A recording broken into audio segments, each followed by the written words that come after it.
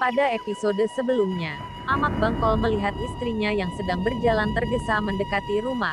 Dia terkejut, dikira istrinya sedang dikejar babi. Amak Bangkol secepatnya mengambil parang dan mengajak anjingnya menghampiri Inak Bangkol. Dia kembali terkejut setelah melihat apa yang digendong oleh istrinya. Baiklah, di episode ke-8 ini kita lanjutkan artikelnya. Tapi jangan lupa subscribe, like, dan share videonya, biar tidak ketinggalan cerita berikutnya. Klik juga gambar loncengnya. Ternyata yang digendong oleh Inak Bangkol adalah anak perempuan yang cantik. Amak Bangkol pun bertanya kepada istrinya, "Di mana kamu menemukan anak itu?" "Dia sedang duduk di dekat air mancur, di bawah pohon kepundung," jawab istrinya. "Pada awalnya saya mengira itu adalah jin atau setan. Tetapi begitu saya dekati, ternyata anak manusia. Makanya saya bawa pulang," tambah Inak Bangkol. "Kalau seperti ini, jelas anak manusia. Dia cantik, manis, dan tubuhnya juga banyak perhiasan. Ini pasti anak bangsawan. Kamu jangan pernah menceritakan hal ini kepada siapapun," tegas Amak Bangkol kepada istrinya. Anak itu pun dibawa masuk rumah. Secepatnya Amak Bangkol menyuruh istrinya untuk mengambil air untuk memandikan perempuan kecil yang baru mereka temukan. Dengan cepat Inak Bangkol mengambil periuk, melangkah menuju pancuran air, dan kembali dengan periuk yang sudah terisi air. Anak itu pun segera dimandikan sampai bersih. Cahaya yang bersih dan bersinar keluar dari sosok anak yang sudah dimandikan, bak bulan purnama yang baru terbit. Kebahagiaan Inak Bangkol dan Amak Bangkol sangat sempurna. Mereka yang tidak memiliki keturunan akhirnya punya anak yang begitu cantik dan manis. Amak Bangkol dan Inak Bangkol masih belum tahu nama untuk memanggil anak perempuan yang ayu tersebut. Diambilkan sirih, pinang, dan kapur, lalu Amak Bangkol membuat sembek, dan ditempelkan pada kening anak itu sembari menyebut Cilinaya.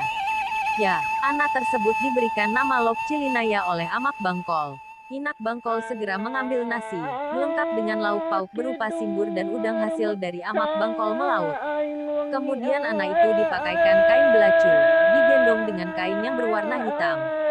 Inak Bangkol mendendangkan tembang sambil memberikan makan, anak itu pun dengan lahapnya menikmati makanan yang disuapin. Gubuk kecil yang ditinggali oleh dua orang, yang dulunya sepi, hanya Inak Bangkol dan Amak Bangkol, kini menjadi ramai dan penuh kebahagiaan. Setelah Amak Bangkol dan Inak Bangkol mengasuh Cilinaya, rezeki hasil bumi pun jadi berlimpah. Panen hasil kebun banyak, dan setiap Amak Bangkol melaut selalu mendapatkan ikan. Hari berganti hari, bulan berganti bulan, tahun demi tahun terlewati, dan Cilinaya tumbuh menjadi gadis yang sangat cantik, manis, dan pintar. Cilinaya sudah pandai menenun, bahkan membaca dan menulis. Dia bisa membuat celana, songket, baju, dan topi, bahkan sudah bisa menjahit ala Jawa. Kesehariannya selalu menenun di gubuk kecil yang ada di pinggir hutan tersebut. Fisik Cilinaya begitu sempurna, tubuhnya langsing, mukanya bundar beralis macan, lehernya begitu indah, lengannya bagaikan kacang hijau muda karena bagusnya, jari-jari tangannya sedikit runcing, dia terlihat bak manusia yang paling sempurna. Menggunakan sarung gerinting, ikat pinggang sutra, selendangnya warna hijau dari sutra, kondenya bundar, harnet berwarna merah dihiasi bunga, kukunya panjang seperti mustika, bibirnya merah bagaikan orang ngiri, giginya putih seperti mutiara, napasnya wangi, jalannya lemah gemulai berirama, seperti gandrung menari. Saat menenun, suara jajaknya berdenting, setiap orang mendengar pasti terlena. Hewan kagum, burung yang terbang pun akan berhenti dan hinggap di atas rumah Amak Bangkol apabila mendengar suara jajak Cilinaya yang menenun. Cilinaya dipingit dan dijaga ketat oleh Amak Bangkol dan Inak Bangkol. Pagar halaman berlapis 3 dan selalu terkunci, sehingga tidak satu pemuda pun yang bisa masuk ke rumah Amak Bangkol. Mereka hanya bisa sampai luar pagar, setelah itu disuruh balik. Pada tempat yang berbeda, di kerajaan Daha, Raja dan Permaisuri masih dalam kesedihan yang berkepanjangan.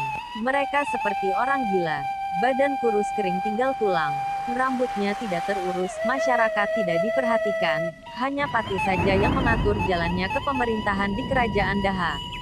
Sampai suatu hari, ada dukun yang mampu menyembuhkan Datu Daha dan permaisurinya, yaitu dengan obat selupa-lupa.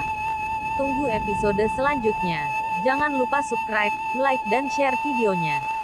Terima kasih.